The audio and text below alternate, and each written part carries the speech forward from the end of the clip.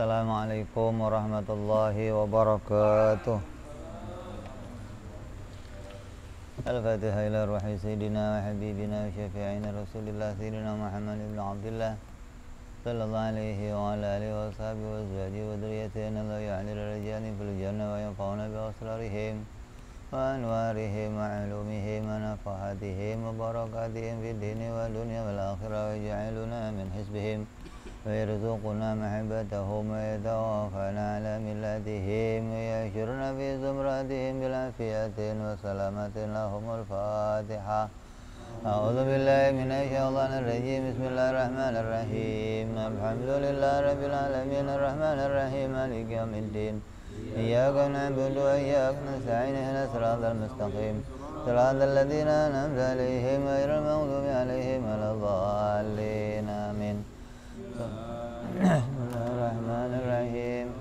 Nawaitu ta'alluma wa ta'lima wa tadhakura wa tadhkira wa nafa'a wal intifa'a wal ifadata wal istifadata risalata masuki bi kitabillahi sunnati rasulillah sallallahu alaihi wasallam wa du'a ilal huda lilalata alal khairi ابتغاء مرضاته وقربه ثوابه وحسن الخاتمة مع الخلاف يا صلاح العاقبة.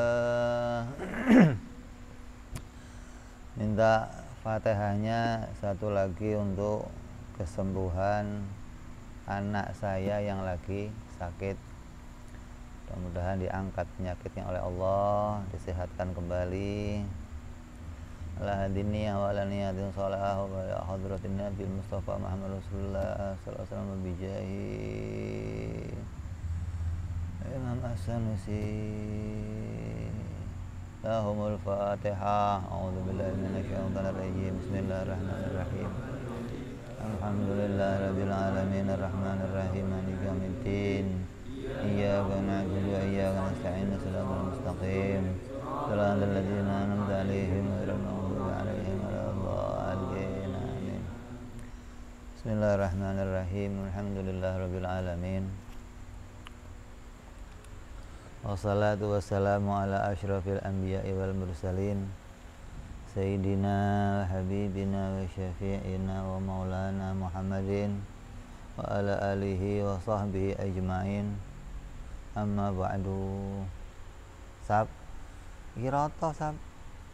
Kiroto garis lempeng kok geret-gerete. Kamar dolah. Nang kamare dolah.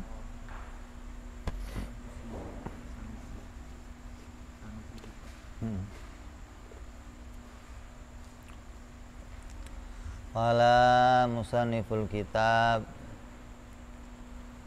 Habibul Imam Al-Habib Abu Abdullah Muhammad bin Yusuf As-Sanusi rahimahullah wa nafa'ana bihi wa bi'ulumihi fid darain. Allahumma aftah qulubana futuhal arifin wa bihikmatika wansur alaina birahmatika ya arhamar rahimin. Ila anqal. Sampai apa kita kemarin?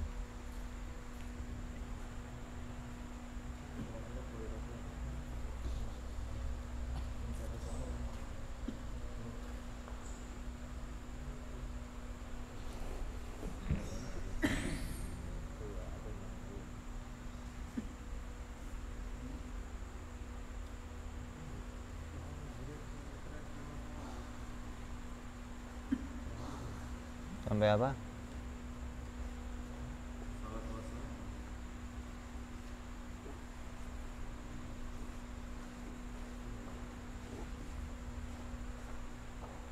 Sini kamu sini.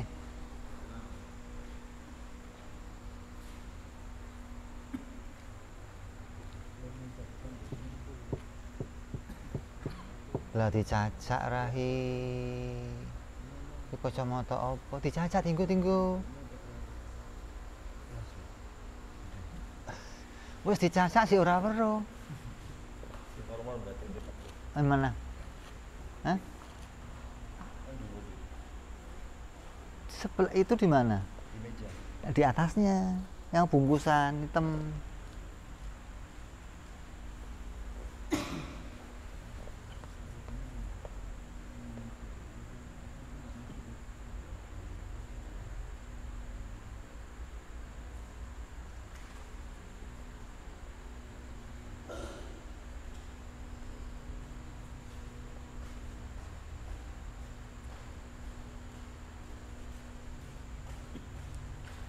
Sampai apa? Dibolak-balik doang sampai apa? Nggak ada yang ngaji. Hah?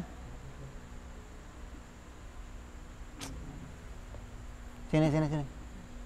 Mojok ngapain sih? Mana bukunya? Nggak pakai tulis nggak?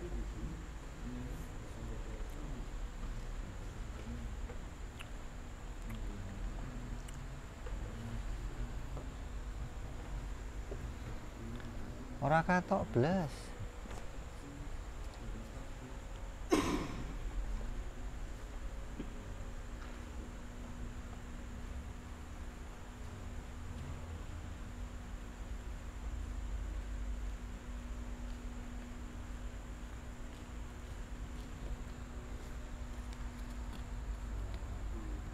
Syukran.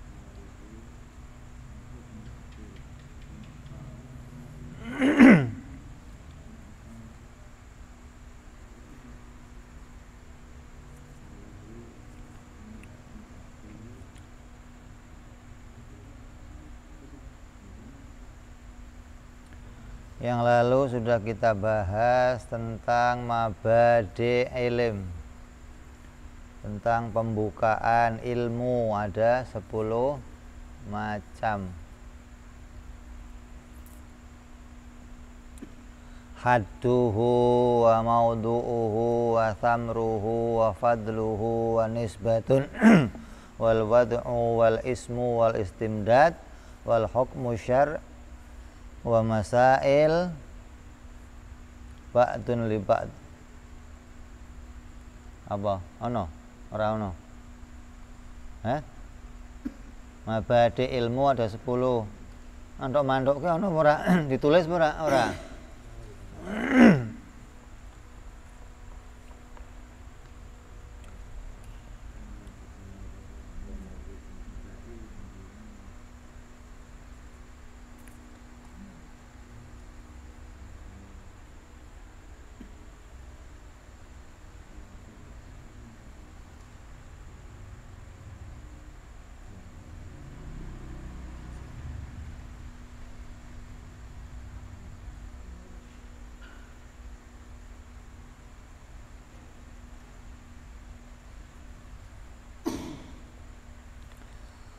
Terus fa'in qila, kalau ada yang mengatakan begini,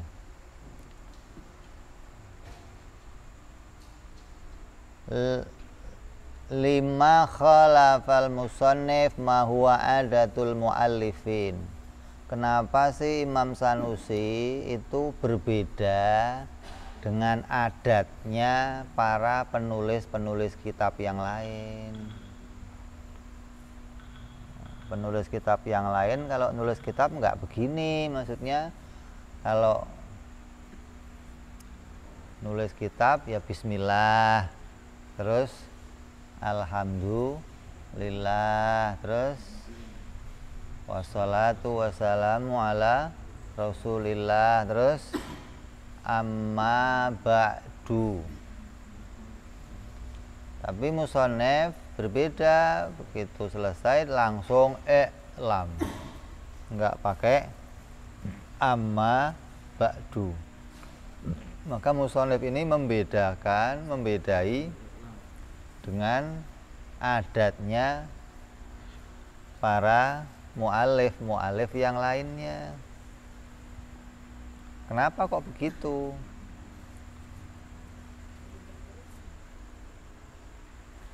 Minat takbir, daripada sebuah penggambaran bi amma ba'du ma'annal ittiba khairun minal ibtida. Karena sungguhnya yang namanya mengikuti itu lebih baik daripada bikin sendiri, ya kan? Wong musonif sejagat itu amma ba'du, kok ini nggak pakai amma, berarti kan membedai dengan musonif sejagat raya. Ini musonif ini Sanusi ini khilaf dengan para mu'alif yang lainnya. Padahal yang namanya mengikuti itu lebih baik daripada bikin. Ujiba, dijawab bi annahu khalifahum litanbih ala anna ghairal ilmi la yambaghi sababan. Dijawab, sesungguhnya musonif membedakan dengan mu'alif yang lainnya itu litanbih, tujuannya untuk memberikan peringatan tentang ilmu yang akan disampaikan oleh musonif. Pentingnya ilmu yang akan disampaikan oleh musonif ini menjadi ciri, menjadi tanda khusus kalau dia membedakan ini untuk menunjukkan ilmu ini juga ilmu yang berbeda dengan ilmu yang lain. Kalau mu'alif yang lain biasa nulis kitab biasa, ini kitabnya luar biasa, maka diberi tanda khusus yang tandanya juga berbeda dengan mu'alif yang lain, gitu loh.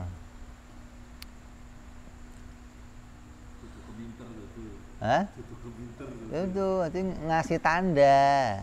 Kalau mu'alif yang lain karena penulisannya ya rata-rata sama dengan penulisan yang lain, ya tandanya juga sama.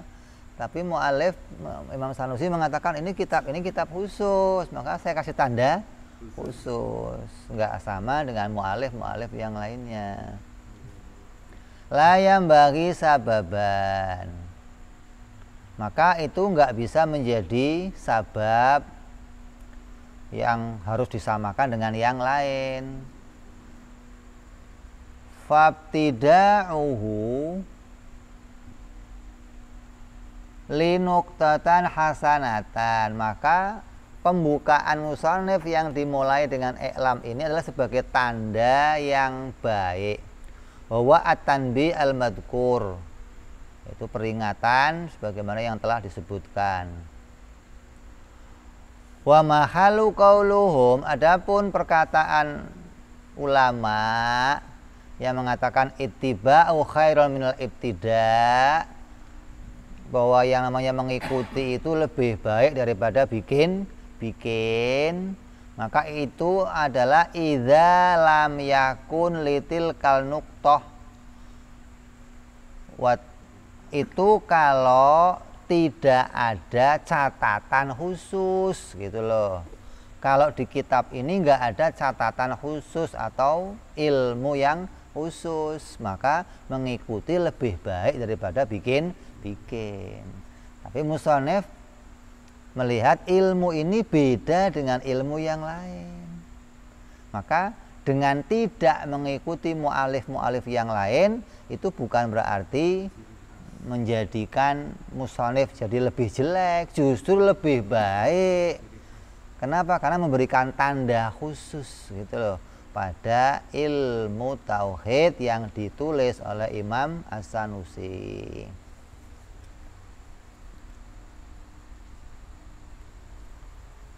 Jadi jangan kaget gitu loh. Sanus ini khawarik, beda sama penulis kitab yang lain, karena memang yang ditulisnya juga beda dengan yang lainnya. Nggak ada ilmu seagung ilmu yang ditulis oleh musannif. Maka beliau mengawali kitab ini dengan tanda yang berbeda dengan mu'alif yang lainnya.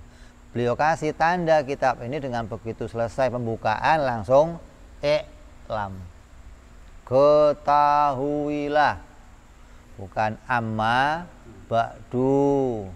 Kan biasanya namanya pembukaan itu ada pembukaan namanya apa? Muqaddimah, ada ini apa? Lah mu'alif itu biasanya kalau bikin pembukaan itu tema yang akan dibahas itu disebutkan di awal. Setelah amma ba'du biasanya ngasih tema. Oh, berarti kitab ini nanti akan bahas itu di dalamnya, gitu loh. Temanya dituliskan di depan biar orang itu tahu, oh ini musannif mau bahas ini. Kamu kalau lihat para khutbah atau penceramah ketika bikin pembukaan, itu seringkali mereka menampilkan tema yang akan dibahas di depan. Namanya bara'atul istihlal apa? Nanti pembukaannya itu diletakkan di depan. Ada yang temanya nggak ditulis di depan. Orang baru tahu setelah bicara, oh ini mau bahas ini. Tapi kalau yang punya metode khusus, maka dia akan menampilkan temanya di depan. Lah musannif ini beda. Tahu-tahu yang ditampilkan pertama langsung i'lam, ketahuilah. Maka ini bertujuan baik, yaitu untuk menunjukkan kitab ini kitab yang sangat penting untuk diketahui.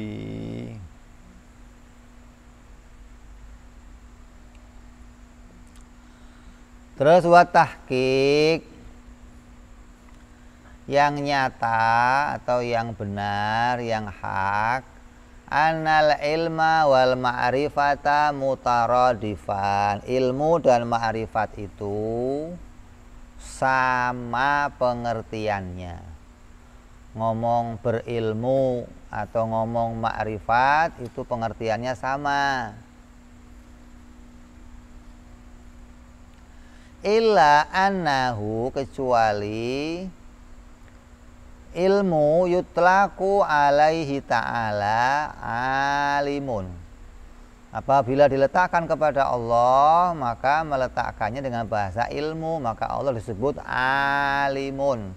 Duna arifun, bukan Allah disebut orang yang arif, tapi orang yang alim. Padahal kan ilmu sama ma'rifat sama, harusnya bisa aja Allah itu arif, Allah alim juga boleh, karena pengertian ilmu dan ma'rifat sama.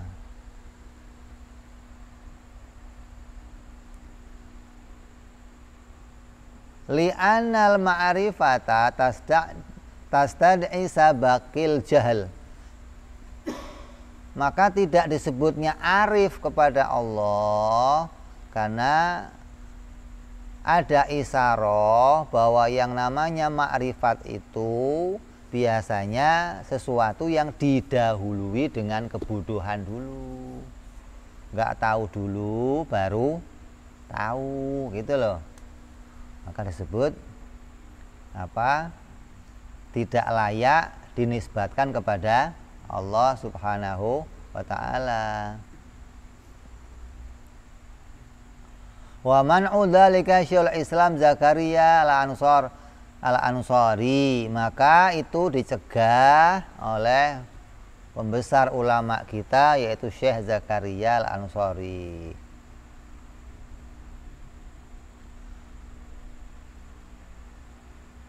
Waqtara annahu yutlaqu alaihi ta'ala kullu man alimun wa arifun liwurudi dzalika. Apa?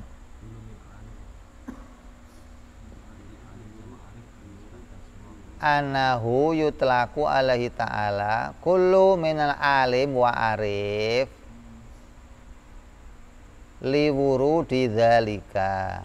Ada lagi yang milih bahwa boleh saja meletakkan arif dan alim kepada Allah Subhanahu wa ta'ala.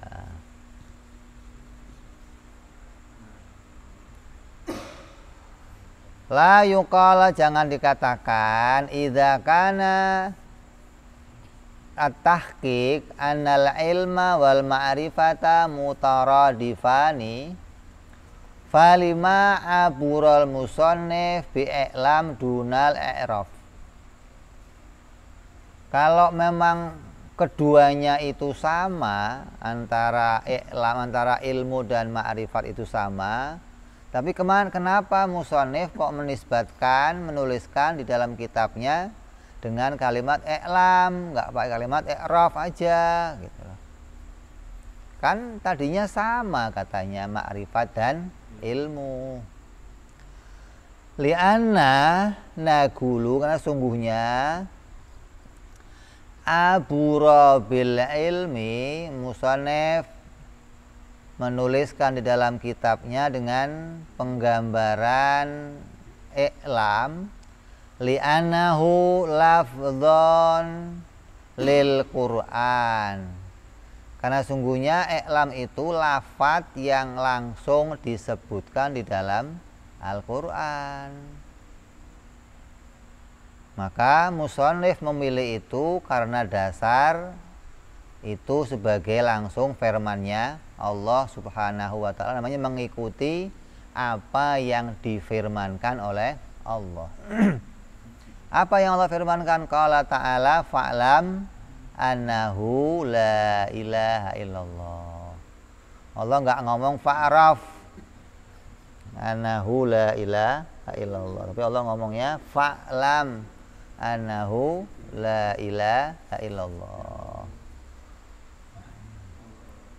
Jadi walaupun pada dasarnya ma'rifat dan ilmu itu sama, tapi ketika mau dinisbatkan kepada Allah, maka nisbatnya dengan nisbat lafadz ilmu. Kalau kepada kita nisbatnya lafadz ilmu ya boleh, ma'rifat juga boleh. Kenapa kok kepada Allah nggak ma'rifat aja? Karena ma'rifat itu dipahami sesuatu yang didahului dengan kebutuhan. Karena seringnya lafadz itu dinisbatkan kepada makhluk, gitu loh. Maka seakan-akan seseorang yang ma'rifat itu pasti diawali dengan kebutuhan, baru punya pengetahuan. Tapi kalau ilmu, maka tidak mengesankan seseorang itu didahului dengan kebutuhan. Tinggal mau diletakkan kepada siapa nih? Kalau kepada Allah, maka ya pasti tidak didahului dengan kebutuhan. Lah, kata ulama yang lain, lah sama dengan ma'rifat. Kalau ma'rifat diletakkan kepada makhluk, ya didahului dengan kebutuhan.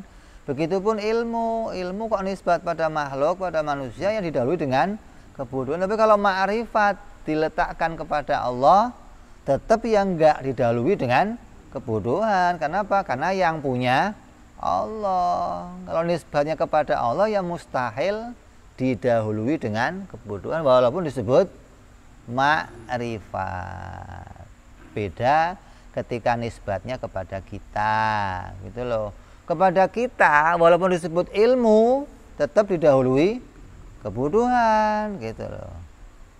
Jadi kamu boleh-boleh saja menisbatkan kepada Allah itu ilmu atau ma'rifat, kepada makhluk itu ilmu atau ma'rifat. Yang penting kamu tahu kalau nisbat kepada Allah ya mustahil didahului dengan kebutuhan. Kalau nisbat kepada kita pasti didahului dengan kebutuhan. Lah ma'rifat itu apa? Ma'rifat itu idraku jazim mutabikun lil waqi' an dalilin. Menemukan sesuatu kemantapan yang sesuai dengan kenyataan disertai dalil. Di ma'rifat itu punya 3 isi. Kamu nulis apa? Ma'rifat punya 3. Apa yang pertama? Mantep. Kamu nulis apa? Enggak nulis. Enggak punya buku. Nulis, bukan mengharokati, bukan nulis. Tulis. Yang pertama apa? Mantep. Terus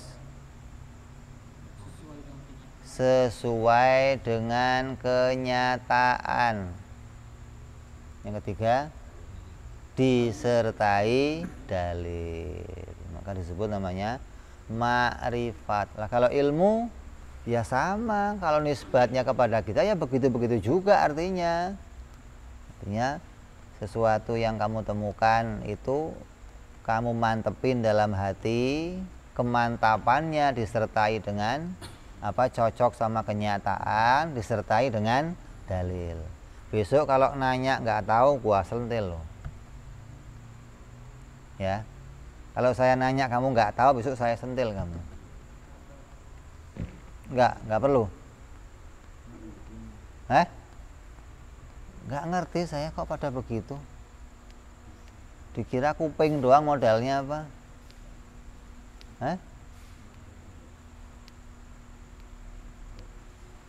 Mantap. Mantap itu yang bagaimana mantap itu?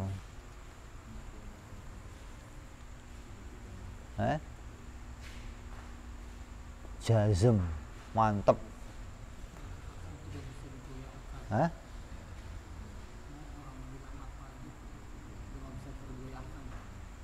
Aslinya mantap itu, jazm itu yang tidak mengalami perubahan. Sesuatu yang nggak bisa mengalami perubahan lagi, maka itu sesuatu yang bisa dimantepin.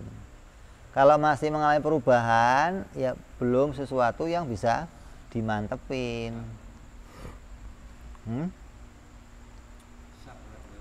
Enggak, artinya walaupun kelihatannya, walaupun itu kamu anggap mantep, tapi ketika itu masih bisa mengalami perubahan, maka namanya mantep-mantepan, bukan mantep beneran. Ya nggak ragu, mantep dianya. Kayak orang Kristen nyembah Yesus mantep, nggak ragu, nggak orang Kristen ragu, nggak ada. Dia mantep kalau Yesus itu Tuhan. Maka sebulan belum masuk Desember udah pasang pohon Natal tuh, udah pakai lagu-lagu, udah pakai. Kenapa itu? Mantep, bukan ragu, bukan. Tapi mantepnya nanti begitu ditunjuk kenyataan berubah. Oh bukan ini, berarti mantep yang dia yakini itu disebut namanya mantep-mantepan, bukan mantep beneran. Kenapa? Karena bisa mengalami perubahan. Yang aslinya mantep itu yang nggak mengalami perubahan lagi, gitu loh. Kalau orang ngomong nggak tergoyahkan, nggak apa, nggak ada mantep virtual. Mantep virtual. Kayak anak kecil mantep atau yakin, jazm, kalau dia apa disuruh ke kuburan dia takut akan ngelihat setan. Itu baru kamu gendong, jangankan kamu taruh sendiri, kamu ajak aja berdua nangis. Kenapa? Karena dia mantep, dia yakin kalau di kuburan ada setan. Padahal kemantapannya itu nggak pernah dijumpai kenyataannya. nggak pernah dia jumpa setan, nggak pernah. Maka seseorang tidak bisa hanya dengan modal mantep saja untuk mengenal kepada Allah, nggak bisa. Jadi ini mabadi ilim atau mabadi ma'rifat sama sebenarnya. Tapi karena fannya itu fan mudawan itu adalah ilmu pengetahuan, maka disebut namanya mabadi ilmu. Mantep. Yang pertama, seseorang harus berada pada kemantapan. Berarti mantep ini mestinya apa? Menghilangkan don, menghilangkan syak, menghilangkan waham, itu disebut keadaannya berada pada kemantepan.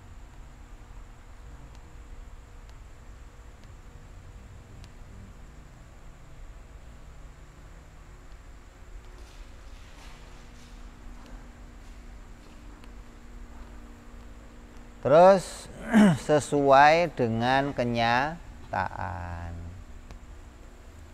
Mantepnya itu cocok sama kenyataan. Ada orang mantep tapi nggak cocok sama kenyataan gitu loh. Kayak mantepnya orang-orang yang meyakini selain Allah sebagai Tuhan. Orang Kristen, orang Buddha, orang Yahudi, Nasrani, mantap mereka. Tapi kemantapan mereka itu nggak cocok sama kenyataan. Kenyataannya itu bukan Tuhan, tapi dianggap Tuhan. Kayak contoh Hanuman dianggap Tuhan, Ganesha dianggap Tuhan. Mantap. Bukti kemantapannya apa? Bahkan walaupun kamu itu dipaksa untuk bergeser dari keyakinan itu, kamu nggak mau. Sampai dikatakan oleh Imam Sanusi, walau qata'tu qat'an la arji'u min jazmi hadza. Walaupun aku dipotong-potong, tubuhku dimutilasi untuk berubah dari keyakinan ini, saya nggak akan merubahnya. Kalau itu modalnya hanya mantep, tetap imannya nggak sah. Ya, Pak. Jadi iman itu modalnya nggak bisa cuman mantep, nggak bisa. Harus yang kamu mantepi itu kamu tahu ini cocok sama kenyataan. Bahwa yang saya sembah itu betul-betul Tuhan. Yang saya ikuti petunjuknya betul-betul itu nabi, bukan Tuhan-Tuhanan, bukan nabi-nabian gitu loh. Lah bisanya tahu cocok sama kenyataan bagaimana? Ini yang saya mantepi ini cocok nggak sama kenyataan? Beda sama kenyataan apa cocok sama kenyataan? Nah kalau mantepnya itu pakai dalil, ya nanti akan tahu ini cocok sama kenyataan atau enggak. Kalau mantepnya hanya modal katanya, ya selamanya kamu nggak akan tahu ini cocok sama kenyataan atau enggak gitu loh. Kayak anak kecil mantep tentang setan itu hanya lewat berita TV atau berita kakak-kakaknya atau berita kawan, awas hati-hati ada setan, awas hati-hati ada setan. Sampai terpatri dalam hatinya setan itu ada, tapi dia nggak ngerti setan itu kayak apa, gimana kerjanya setan, yang ditakutin setan siapa, dia nggak tahu. Kenapa? Karena kemantapannya modalnya apa? Katanya, bukan modalnya dalil. Maka ma'rifat tidak bisa lepas dari tiga mantep. Mantepnya cocok sama kenyataan, buktinya cocok sama kenyataan, ada dalil yang menunjukkan. Ketika ada dalil yang menunjukkan, maka berarti yang kamu mantepi itu sesuai dengan kenyataan. Kamu mantep Allah sebagai Tuhan, ini dalilnya. Kamu mantep Nabi Muhammad sebagai utusan, ini dalilnya. Maka dalil itu yang menunjukkan bahwa apa yang kamu mantepi itu cocok sama kenyataan. Nah, kalau nggak pakai dalil bagaimana?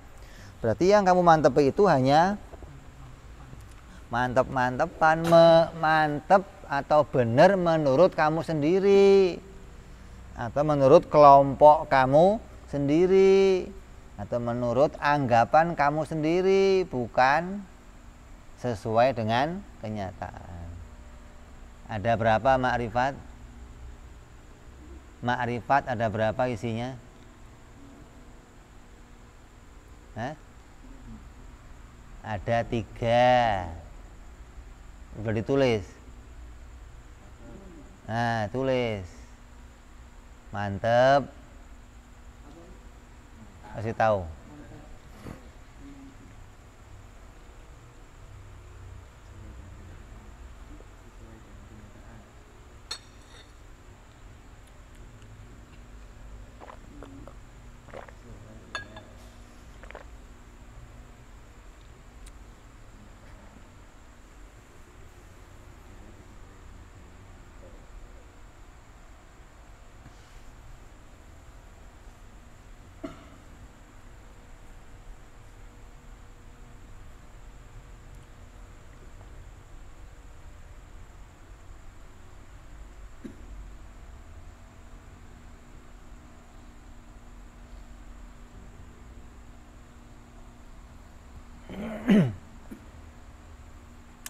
Jelas sudah? Jadi seseorang harus sampai kepada makrifat kepada Allah Subhanahu wa ta'ala. Maka ilmu ini disebut ilmu makrifat. Maka siapa yang tahu ilmu ini, dia akan sampai kepada mengenal kepada Allah secara sebenarnya. Maka dikatakan di atas bahwa ilmu ini adalah ilmu yang mengungguli semua ilmu-ilmu yang lainnya. Nggak ada ilmu yang lebih utama dari ilmu ini, nggak ada. Mau ilmu tafsir, mau ilmu hadis, mau ilmu apa saja, semua di bawahnya ilmu tauhid. Kenapa? Ilmu tafsir hanya ngurusin kalamnya Allah. Itu pun nggak kalamnya Allah, hanya ngurusin makna atau pengertian kalamnya Allah. Hadis hanya ngurusin kalamnya Nabi. Tajwid hanya ngurusin cara baca. Fikih hanya ngurusin tata cara ibadah. Yang Anda semua itu nggak kamu pelajari, kamu nggak masuk neraka yang selama-lamanya, enggak.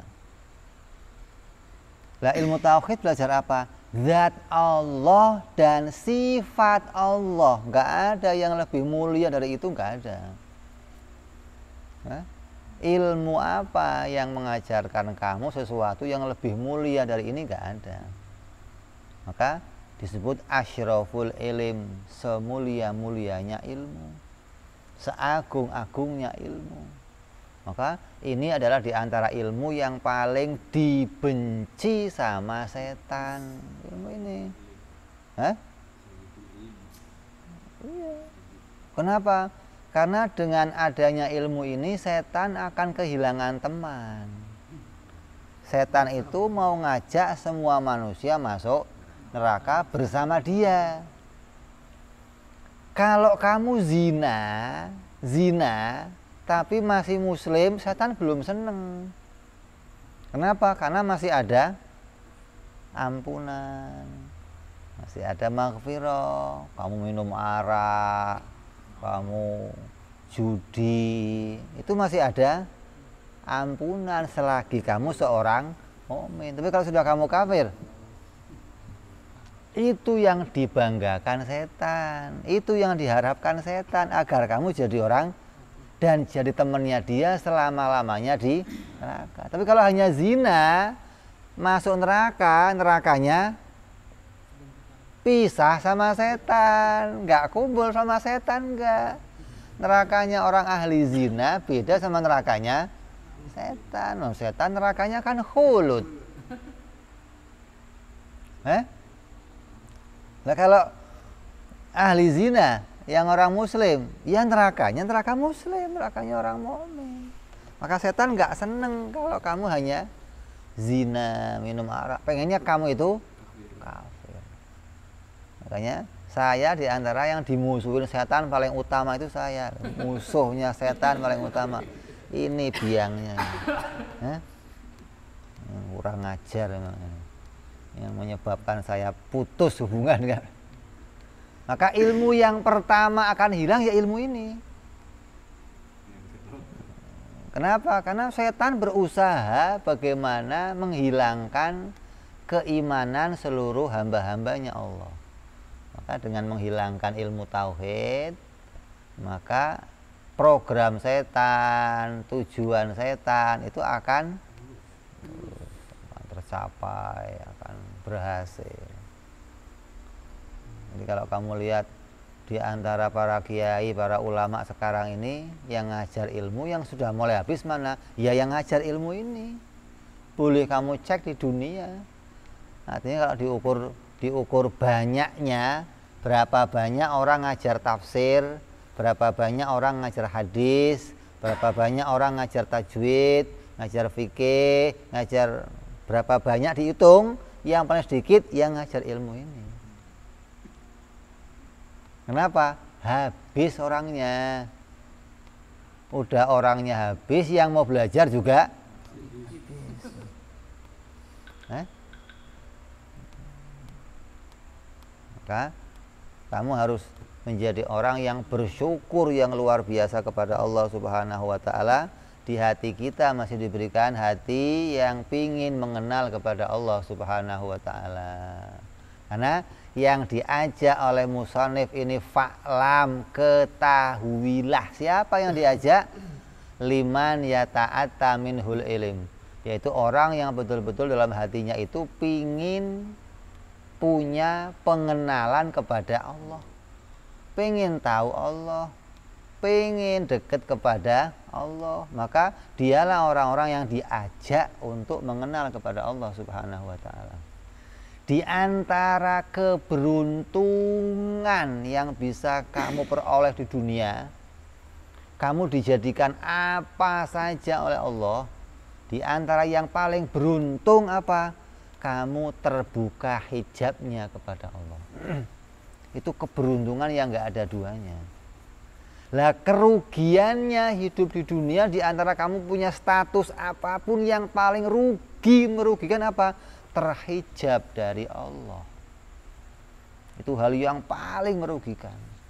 Kok seseorang terhijab dari Allah, nggak kenal Allah, nggak bisa lihat Allah, nggak bisa nyaksiin Allah, itu hal yang paling merugikan. Apalagi kok sampai ke akhirat nggak jumpa Allah, la ilaha illallah. Terus jadi makhluk mau ngapain ente? Terus kita jadi makhluk itu mau ngapain? Mau kelayar, keluyur, jak jik sana sini doang gitu kan? Lah ya rugi dong. Maka orang yang dibikin, ruginya orang yang dibikin itu dibikin sampai nggak jumpa kepada Allah. Lah beruntungnya orang dibikin sama Allah, itu dibikin sampai bisa dijumpakan kepada Allah Subhanahu wa ta'ala. Hatinya bisa bersaksi, bisa kenal kepada Allah, bisa ma'rifat kepada Allah. Itu beruntungnya orang. Walaupun kamu nggak dikasih keberuntungan yang lain gitu loh. Orang sekarang lebih milih keberuntungan yang lain daripada keberuntungan ini. Kenal Allah cukup udah. Kan saya sudah tahu namanya adalah Allah, ya sudah selesai, nggak usah panjang lebar. Terus ngapain? Ulus, sholat, puasa, ini ngaji kan udah cukup, kenal namanya. Maka di hatinya nggak diletakkan kerinduan, kecintaan. Maka mereka yang demikian nggak diajak oleh musonef untuk kenal, nggak diajak. Kenapa? Walaupun diajak nggak akan hadir, nggak. Kamu ngasih pengumuman, besok malam Kamis ada pengajian di Masjid Nur Al Tauhid, ngaji tauhid. Kamu umumin ke Marunda, kamu umumin, itu yang datang ya ente-ente juga yang datang gitu loh. Kenapa? Karena walaupun diajak, hatinya nggak punya kecondongan untuk kenal kepada Allah. Hatinya nggak punya keinginan untuk kenal kepada Allah, hingga walaupun diundang ya nggak akan hadir, enggak.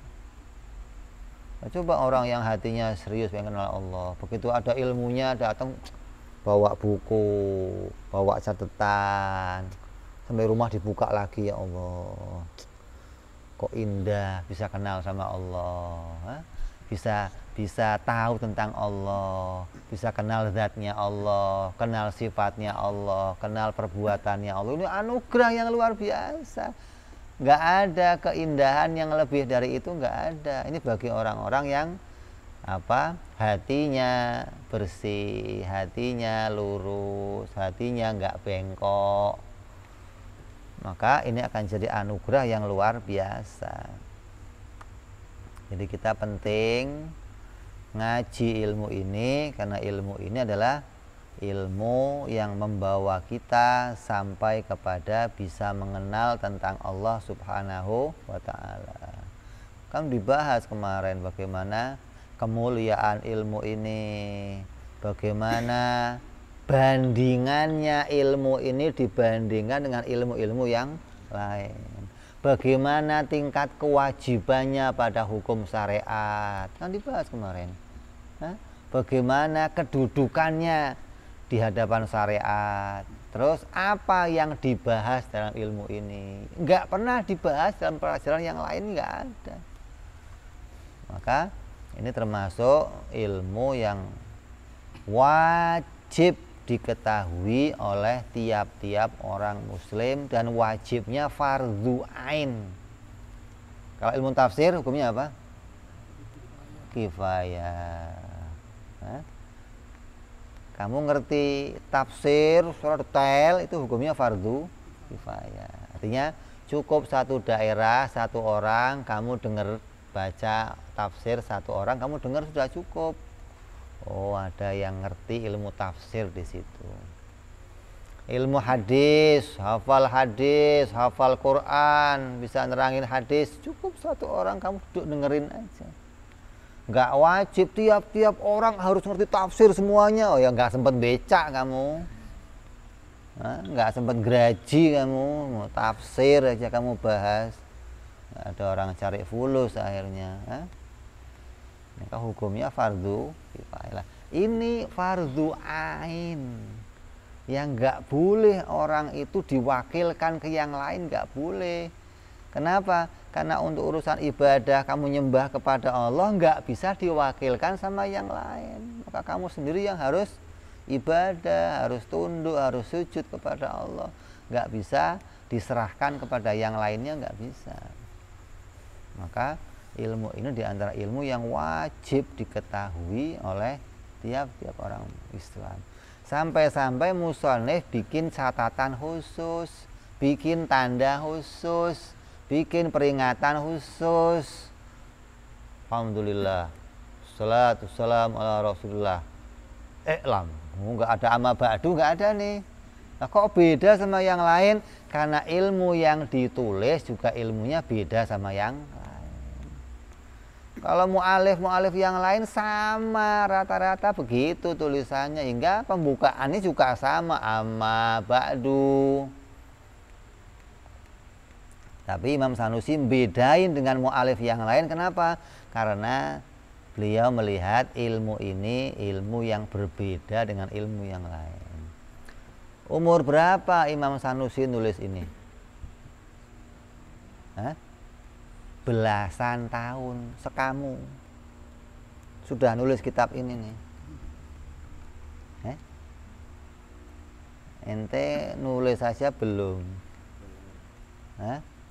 Imam Sanusi sudah ngarang kitab.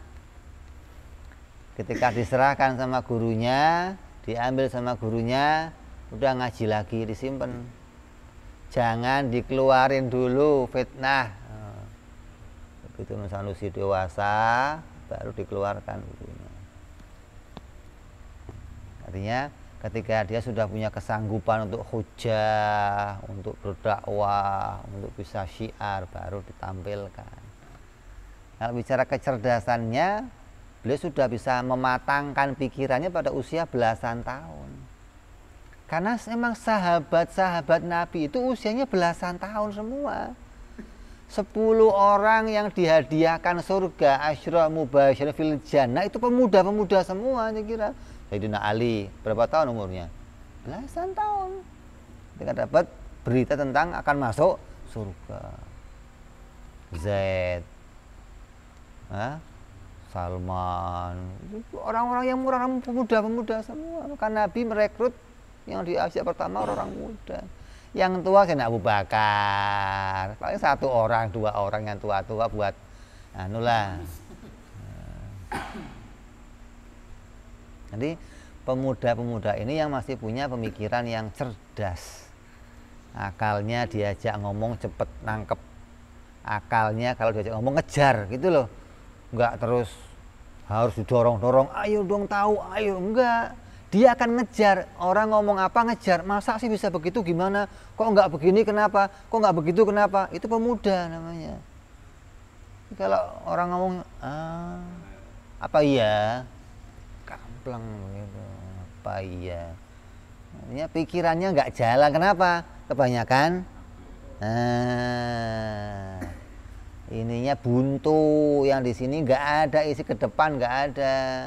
Otaknya nih kalau nggak menang sekian kali nanti pulsa habis, isi pulsanya gimana, nggak ada. Otak yang lain nggak ada, udah urusannya. Urusan ini kalau main bola berapa kali sehari, kalau main ini berapa kali sehari, nggak ada target hidupnya, nggak ada. Lah mereka ini punya target, usia sekian hafal Quran, usia sekian hafal hadis, usia sekian hafal fikih, usia sekian hafal. Itu namanya orang yang hidupnya punya target. Lah kamu juga harus punya target. Saya mau mondok di sini, apa yang mau kamu targetkan? Saya mau hafal maulid berapa bulan? Sebulan saya akan hafal. Itu target namanya. Hingga kamu keluar dari sini ada manfaatnya, ada oleh-oleh untuk orang tua kamu. Kan kamu sendiri yang target. Lah kalau kamu nggak bisa mentargetkan itu, harus dipecut tiap hari, akhirnya pulang bawa jeledor. Kamu pulang dapat apa? Biru-biru semua apa? Kenapa? Tiap hari dipukul lagi, capek. Makanya orang diwaraskan akalnya biar kamu sadar, kamu punya kepentingan, kamu punya tujuan, punya target. Ke depan akan punya masa depan, punya umat, punya anak, hingga kita harus punya sesuatu yang mau kita banggakan. Kalau kita masih sama dengan yang lain, nggak ada kebanggaan kita, nggak ada kebanggaan anak, kebanggaan keluarga pada kita, nggak ada. Kalau kita kok sampai bisa menguasai ini, maka kita termasuk orang-orang yang di akhir zaman ini, termasuk orang-orang yang gharib, orang-orang yang antik, orang-orang yang orang-orang yang sedikit jumlahnya gitu loh. Termasuk para pewarisnya Imam As-Sanusi yang pada akhir zaman sekarang ini sudah tinggal bisa dihitung pakai jari. Ya, jadi ini penting kita kaji, ini penting kita sampaikan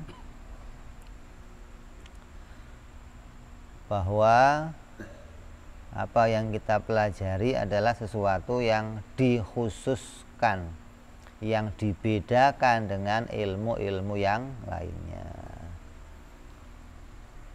Terus Setelah i'lam, musannif langsung membahas annal hukmal aqliya yanhasiru fi thalathati aqsamin al-wujubu, al-istihalatu, wal jawazu. Musannif langsung menyambung annal hukmal aqliya, sungguhnya hukum akal. Innama iktasaral musannif alal hukmil akli. Adapun di dalam kitab ini Imam As-Sanusi hanya meringkas hukum itu yang ditulis hanya satu hukum akli duna akhwaihi, bukan hukum-hukum yang lainnya, bukan saudaranya hukum akal. Apa saudaranya? Wahuma hukmul adi wa hukmu syar'i. Berarti hukum itu bersaudara ada berapa? Ada 3 bersaudara. Semuanya sederajat. Ada yang pertama hukum syar'i, yang kedua hukum adi, yang ketiga hukum akli.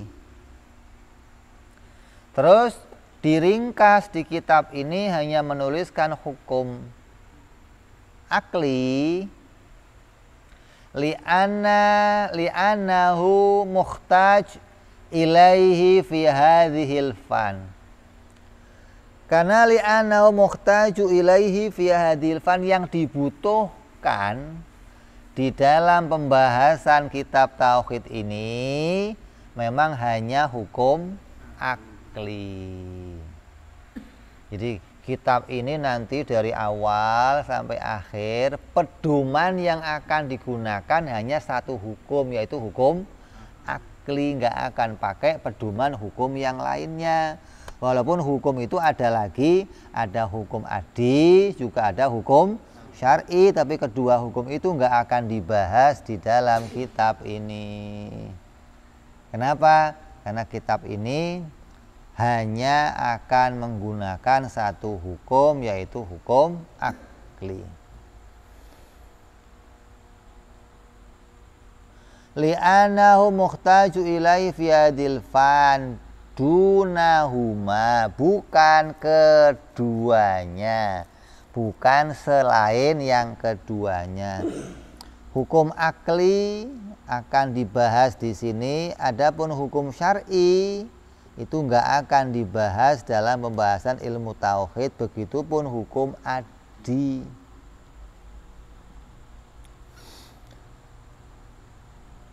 Nanti akan dijelaskan oleh pensyarah Imam Bajuri nih, biar kamu nggak bingung, maka akan dijelaskan dulu apa itu hukum syar'i, apa itu hukum adi, apa itu hukum akli, akan dijelaskan tuh. Kenapa? Biar kamu bisa memisah-misahkan antara ketiga hukum tersebut. Kalau kamu nggak bisa misah-misahin ketiga hukum tersebut, nanti kamu akan nabrak. Nanti kamu akan mencampur aduk hukum syar'i, nanti masuk ke hukum akli. Hukum akli nanti masuk ke hukum adi. Hukum adi nanti masuk ke hukum, namanya mencampur aduk. Sesuatu yang tercampur aduk begitu nggak bisa digunakan lagi di dalam memutuskan sesuatu. Maka kamu harus bisa membedakan. Berarti di zaman sekarang ini udah banyak orang nggak tahu, banyak sekali orang sudah nggak pernah tahu apa itu adi, apa itu akli, apa itu syar'i. Taunya hukum cuma satu, hukum syariat. Dianggap nggak ada hukum yang lainnya, padahal akan dijelaskan nanti hukum itu ada 3 macam. Wahasilul amr, maka kesimpulan dari perkara ini menjelaskan hukum anna aksamal hukma fi min haitsu huwa salasatun,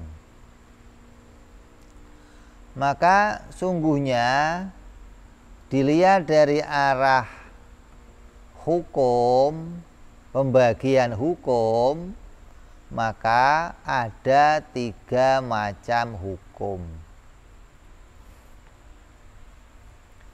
Al-awwalu, yang pertama, hukmul akli. Yang pertama adalah hukum akli, wa huwa isbatul amri li amrin au nafyuhu anhu min ghairi tawaqqufin ala tikrar wala wad'i wadi'in. Yang pertama menjelaskan musannif tentang hukum akli. Apa itu hukum akli? Hukum aja dulu, apa hukum? Hukum apa? Hukum adalah menurut menurut bahasa. Hukum menurut bahasa. Kan di sini kamu nggak ngerti anal hukmal akli. Hukum yang dimaksud di sini hukumnya hukum apa nih? Hukum menurut syariat apa? Indal istilah atau hukum indal lughah? Kan nggak dijelaskan lah. Kita mau cari tahu dulu hukum itu menurut lughat apa, indal istilah apa. Hukum menurut lughat itu al-man'u namanya. Al-hukmu ay al-man'u. Atau yang namanya hukum itu sama dengan penghalang.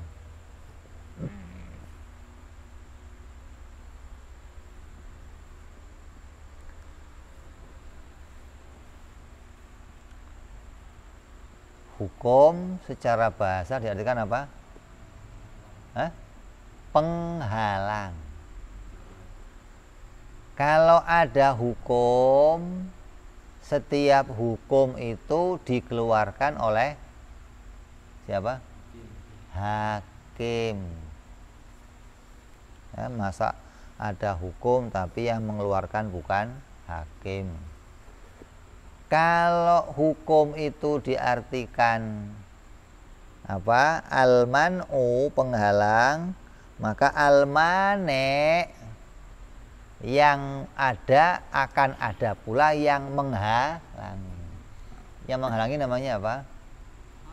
Hakim. Atau orang yang menghalangi sesuatu. Menghalangi apa? Menghalangi terjadinya kezaliman, menghalangi terjadinya kerusakan, menghalangi terjadinya apa? Ketidaktentraman atau ketidakstabilan sesuatu, maka yang menghalangi itu namanya hakim atau al-mane', sang penghalang. Kayak kamu nonton bola dah, dalam permainan bola itu ada wasit. Tugasnya apa? Tugasnya apa? Menghalangi. Tinju itu ada apanya? Ngapain tugasnya? Menghalangi. Bukan apa? Tugasnya itu hanya mengadu saja. Ayo, berantem. Kan enggak. Tugasnya juga menghalangi agar tidak terjadi apa? Kecurangan. Makanya kalau ada orang kok berantem di pasar, ada orang berantem di tengah-tengah, ketika nggak ada yang misahin, emang di sini nggak ada hukum. Artinya itu hukum secara bahasa. Apa nggak bisa dihalangi nih, begini nih, gitu loh. secara bahasa maka disebut sebagai penghalang, bukan secara istilah. Kalau secara istilah, hukum secara istilah itu beda dengan pengertian hukum secara bahasa. Maka yang dimaui musonef di sini adalah hukum secara istilah, bukan hukum secara lughat. Kalau hukum secara lughat maka akan adanya apa? Penghalang. Lah penghalang itu nggak butuh ada 3, nggak butuh penghalang syar'i, penghalang akli, penghalang adi, nggak ada. Penghalang ya 1 doang. Tapi ketika hukum dimunculkan ada 3, maka yang dimaksud hukum di situ pasti bukan hukum secara lughat, tapi hukum secara istilah. Apa hukum indal istilah? Hukum indal istilah itu isbatul amri li amrin au nafyuhu anhu. Apa? Menghubungkan sesuatu dengan sesuatu, itu namanya menghukumi. Sesuatu yang kamu hubungkan dengan sesuatu yang lain itu disebut kamu mau menghukumi gitu loh.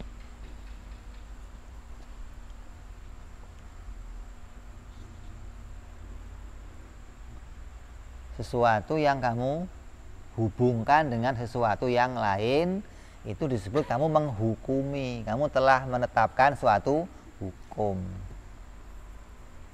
Mau itu adi, mau itu akli, mau itu syar'i, pengertiannya sama. Menghubungkan sesuatu dengan sesuatu atau menetapkan sesuatu pada sesuatu dan menolak sesuatu pada sesuatu. Isbatul amril amrin atau menafikan sesuatu pada sesuatu.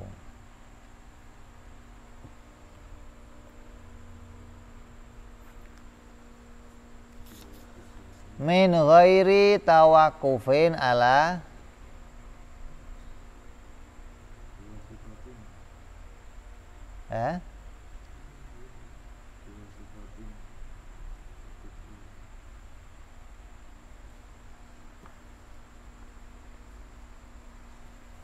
apanya?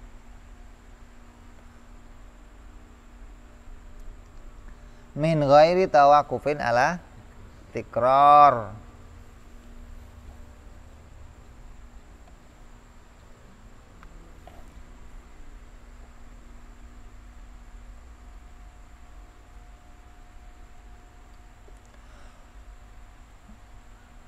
Di dalam menetapkannya itu tidak ada apa? Tidak didasari kejadian yang berulang-ulang. Di dalam menetapkannya itu tidak didasari dengan kejadian yang berulang-ulang dan tidak pula didasari diletakkan oleh seseorang. Itu hukum akli namanya. Hukum akli itu menetapkan sesuatu pada sesuatu atau menolak sesuatu pada sesuatu yang pengambilan hukumnya itu tidak karena kejadian yang berulang-ulang dan tidak karena diatur oleh seseorang.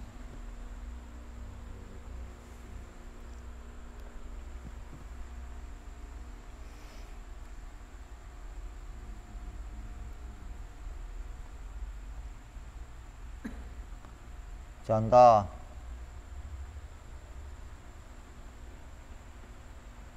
Zaid berdiri. Ini sudah menetapkan sesuatu pada Zaid itu sesuatu. Berdiri. Kok kamu hubungkan Zaid berdiri? Berarti kamu sudah membuat keputusan. sudah membuat ketetapan. Artinya sudah menyenderkan sesuatu kepada si Zaid gitu loh. Kalau baru ngomong si Zaid, ya belum jadi hukum. Zaid kenapa? Ya Zaid aja pokoknya. Nah, Zaid kenapa? Ya nggak kenapa-kenapa, ya nggak usah ngomong. Oh Zaid nggak kenapa-kenapa. Nah, ngapain lu ngomong? Oh Zaid berdiri. Oh lah, sudah menetapkan tuh. Zaid melahirkan, atau Zaid punya anak, atau Zaid terbang. Nah, ini kamu sudah menetapkan sesuatu pada sesuatu.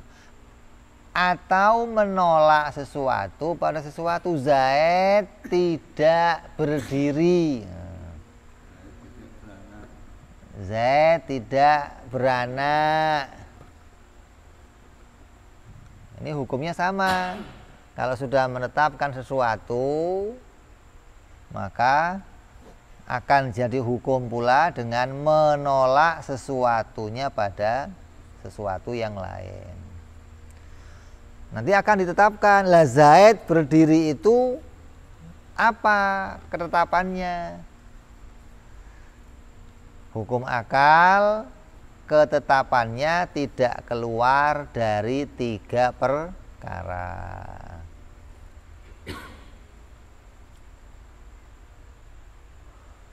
Wayan hasiru fi salasati aksamin kama sayadkuruhul musonnif, seperti nanti yang akan dibahas oleh musonnif lebih jelas. Ini akan ditampilkan dulu pengertiannya agar kamu bisa misah-misah antara ketiga macam hukum tersebut. Jadi hukum akli punya 3 ketetapan, yaitu wajib, mustahil, dan jaiz.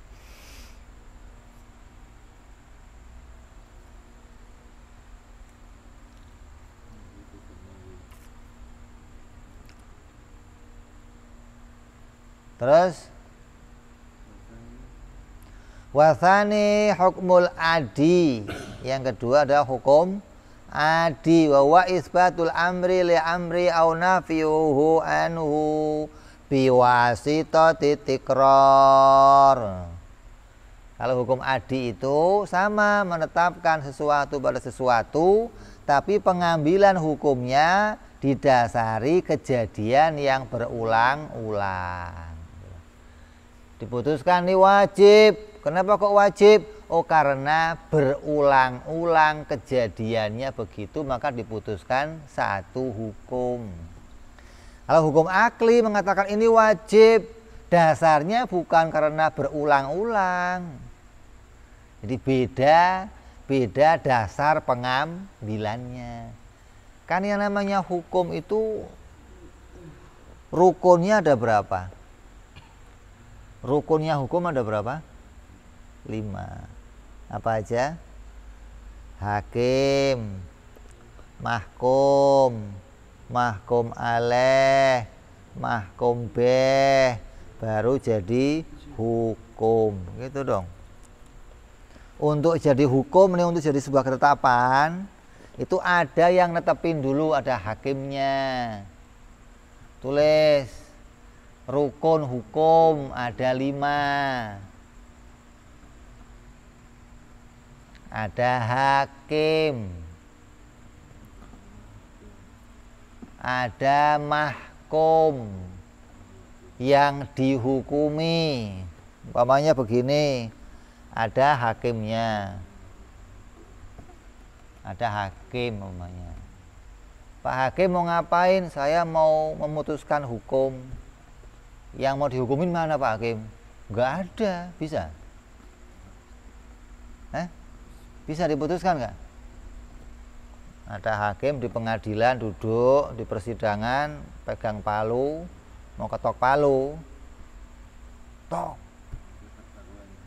Tapi yang dihukumin nggak ada. Itu palunya buat apa Pak Hakim ketok-ketok gitu?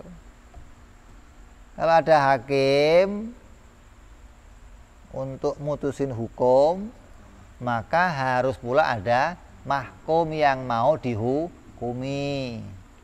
Yang ketiga apa? Mahkum aleh, singo-singo. Terus mahkum beh, baru jadilah sighot hukum. Mahkum aleh itu apa? Kalau ada hakim harus ada terdakwa. Nggak mungkin ada hakim tapi nggak ada terdakwa. Terus kalau sudah ada terdakwa ada apa?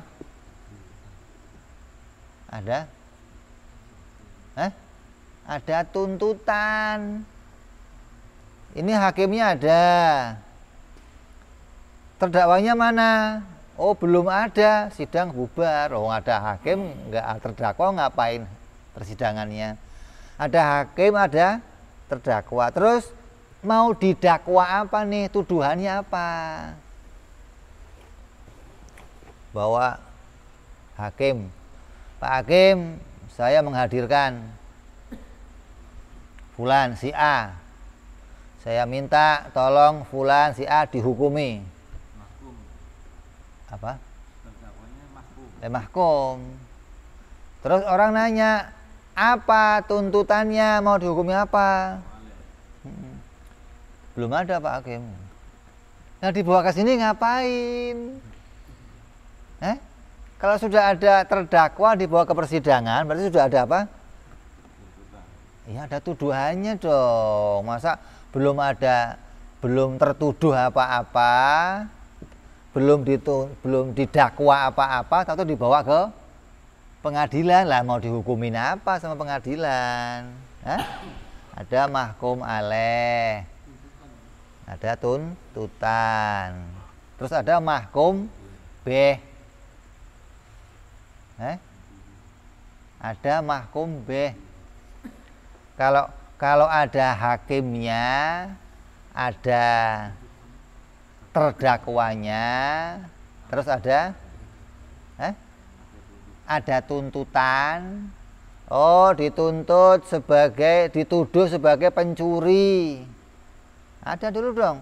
Oh dituduh sebagai perampok. Oh dituduh sebagai koruptor. Ada tuduhannya kan? Kalau nggak ada tuduhannya, terus ya hakim mau mutusinnya bagaimana kalau nggak ada tuntutannya? Terus ada pula yang menguatkan tuntutan tersebut. Ada bukti, ada saksi, ada yang menguatkan si hakim. Kombeh, barulah hakim bisa bikin keputusan hukum. Oh, ketok 3 bulan. Nah, itu setelah terpenuhi kriterianya. Terus dulu tuh ada hakim, ada mahkum, ada mahkum aleh, ada mahkum beh. Ada tuntutan, ada apa?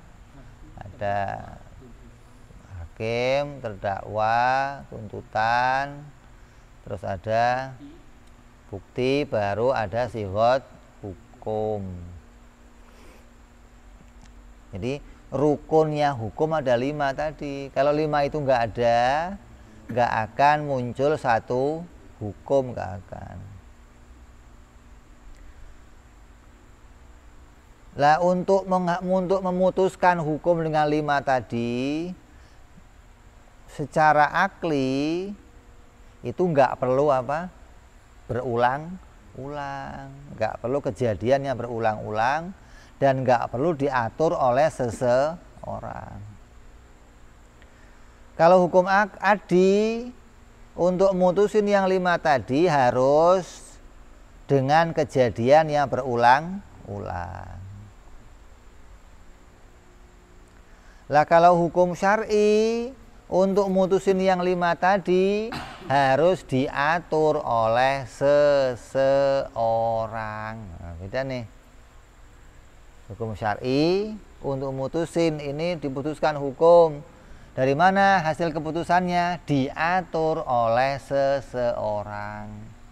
Kalau hukum adi diatur oleh kebiasaan yang berulang-ulang. Kalau hukum akli tidak diatur oleh seseorang dan tidak diatur oleh kebiasaan yang berulang-ulang. Hingga di antara ketiga hukum tadi hanya hukum aklilah yang tidak pernah mengalami perubahan.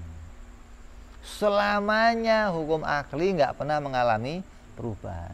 Kalau hukum adi bisa mengalami perubahan. Hukum syar'i bisa mengalami perubahan. Tapi kalau hukum akli tidak akan mengalami perubahan selamanya. Kenapa? Karena untuk memutuskannya nggak tergantung kepada seseorang. Untuk memutuskannya nggak tergantung kepada berulang-ulang.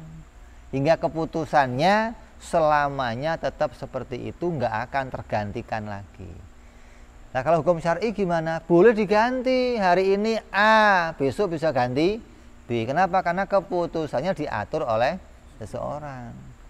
Begitupun hukum adi, sekarang A, besok kebiasaannya berubah, bisa berganti B.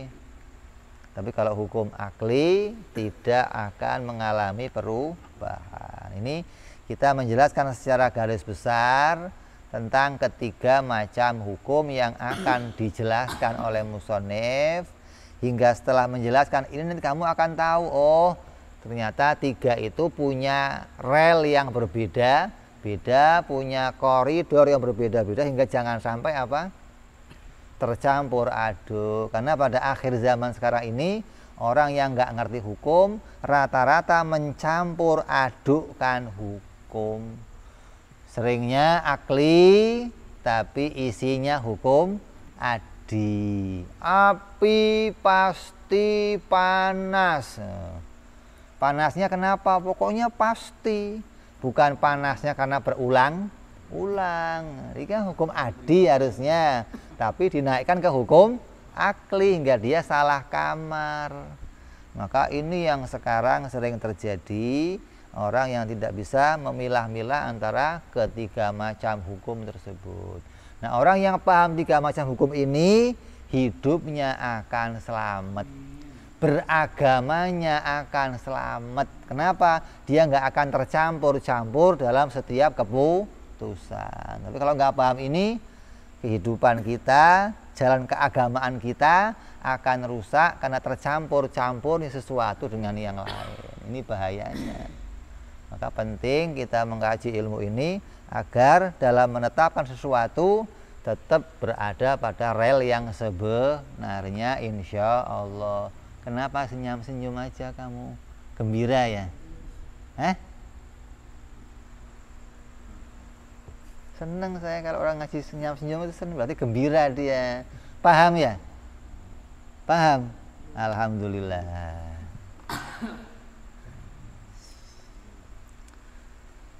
Nah, insya Allah kita akan sambung yang akan datang. Mulai kita akan jelaskan satu persatu dari hukum adi dan hukum syar'i. Baru yang akhir kita akan jelaskan hukum akli, agar kita tetap ingat, karena yang akan kita bahas terus sampai akhir hanya hukum akli, insya Allah. Mudah-mudahan kita semua diberikan kefahaman oleh Allah, diluaskan hatinya oleh Allah, dilapangkan dadanya oleh Allah, dan diberikan kepahaman tentang hukmul akli dan hukmul syar'i, tentang akliyah wan nakliyah, hingga kita bisa paham agama dengan baik, selamat di dunia sampai di akhirat. Amin ya rabbal hadhihi niyya wa ala niyatin shalihah wa ila hadratin nabi. Al-Fatihah.